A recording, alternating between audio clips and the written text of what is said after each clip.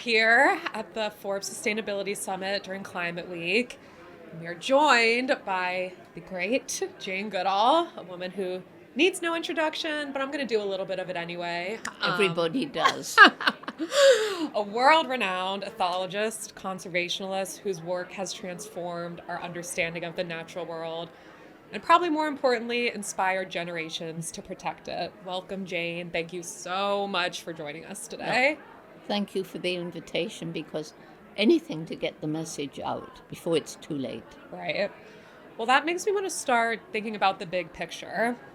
You often describe nature as a tapestry of life, where every species lost is a thread pulled loose. For the business leaders and policymakers here at Climate Week, what would you say is the single most urgent action they can take to keep that tapestry from unraveling? Well, it's really hard about a single action because everything is interconnected. I think the key thing is for them to understand the impact of what they happen to be doing with their corporation or business, the effect that it's having on the environment, and how that might play out in the future. Right. So it's a general thing. Please think about the impact that you're making. Right. And to look at your journey, your long journey, decades after your seminal work studying chimpanzees and learning that they can use tools, you shifted from doing pure science to leading a global conservation movement. What made you realize that working directly with local communities was what was going to be needed to protect biodiversity than just being out in the field? Well, it all happened when I went to a conference. I actually helped design it in 1986 and bringing together the people studying chimps. When I began, it was just me. Mm-hmm. By 86, there were 6 other field sites, and bringing the scientists together to see if chimp behavior differed from one environment to another, if they had culture, which they do. Yes. But we had a session on conservation, and it was shocking. Across Africa, forests being cut down, chimp numbers decreasing. So then I decided to find out more about it. That, people say it must have been a tough decision to leave the forest, but it was something that happened. Yeah. I call it my Damascus moment, Right. St. Paul on it. And learning about what was happening to the chimps, but also realizing the way that so many humans were suffering in and around chimp habitat. Right. So that was the key moment when I left. But the research is still going on. We just celebrated our 65th anniversary. Yes, Yeah. that's so amazing. It is. Well, that kind of leads me into my next question too, talking about your Takari program, which empowers villagers and villages around Gombe to create their own solutions, blending local knowledge with tools like mapping technology and even AI, if I'm correct about that. I'm curious, what's one success story you can share from these community-led, more local efforts that show that they can scale far beyond Tanzania? Well, and they are scaling far beyond Tanzania Yes, now. we love to hear.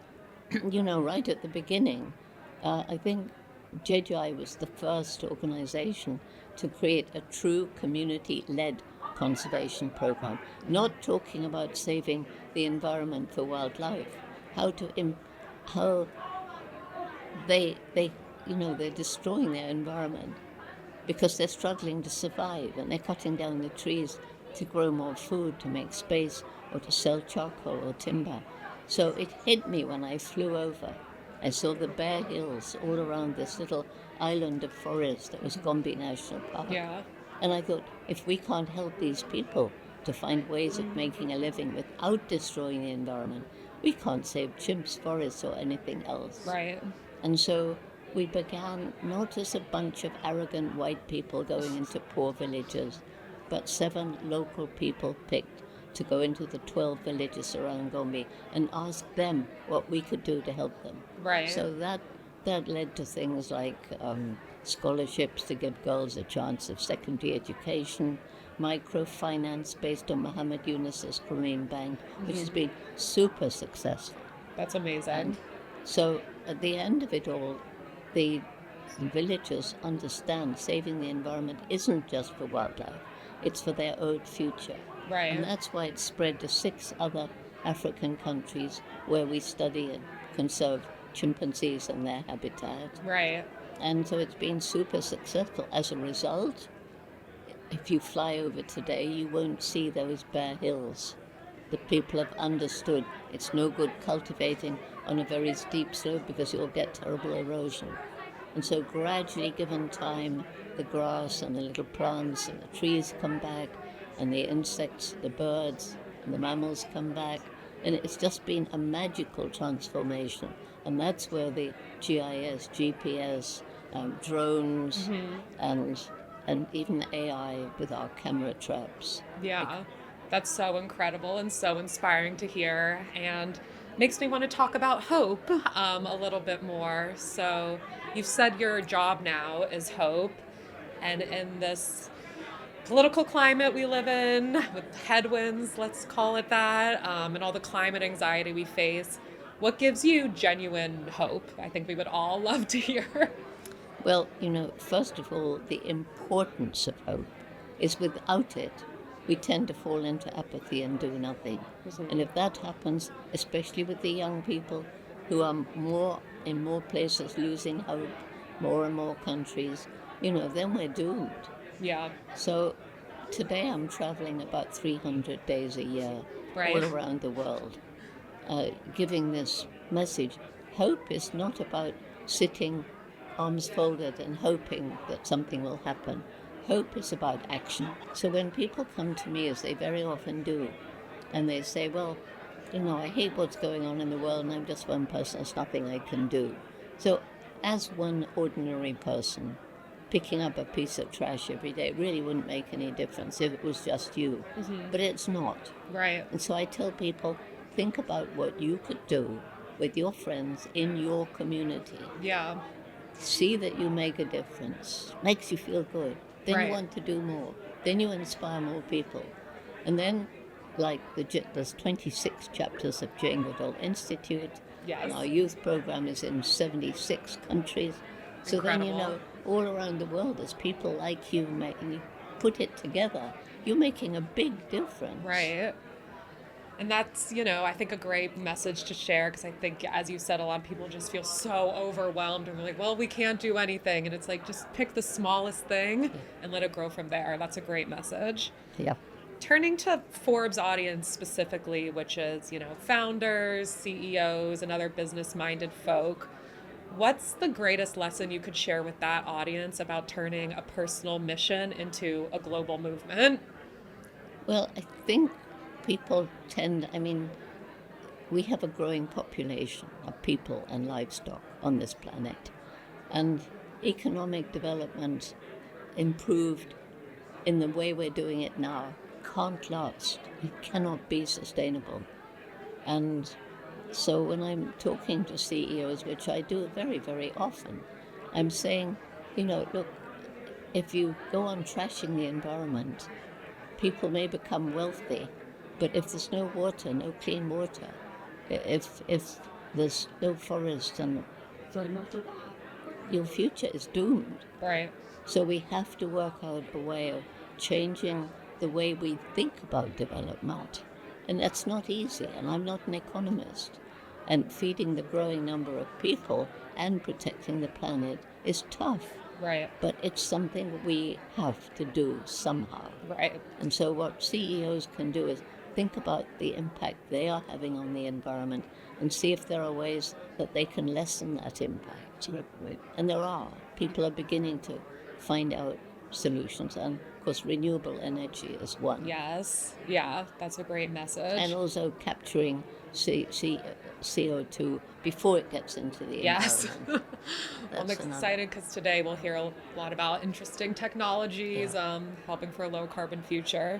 But the other thing that seldom gets talked about is the effect of war on the environment. A huge amount of emissions, the destruction, the landmines. And the other one is industrial agriculture. Right. Masses of pesticides and herbicides destroying biodiversity, We depend on biodiversity, healthy ecosystems. Right. And, moving towards a vegetarian-based diet, something we can all do, and it will be enormously helpful. Right. Yeah, that makes sense. And, it's crazy because we don't have a choice. We have one home, we have one planet. You would think it'd be inevitable that everyone would feel that urgency. So it is nice to be reminded, and hopefully before it's too late. Yeah. Well, there was one, I was talking to a group of CEOs in Singapore, and one of them came up to me afterwards. He said, Jane, for 8 years I have been struggling to become as environmentally sustainable as possible. And he said there were 3 reasons. One, I saw the writing on the wall. I saw that in some places we were using up natural resources too fast Right. for the planet to replace.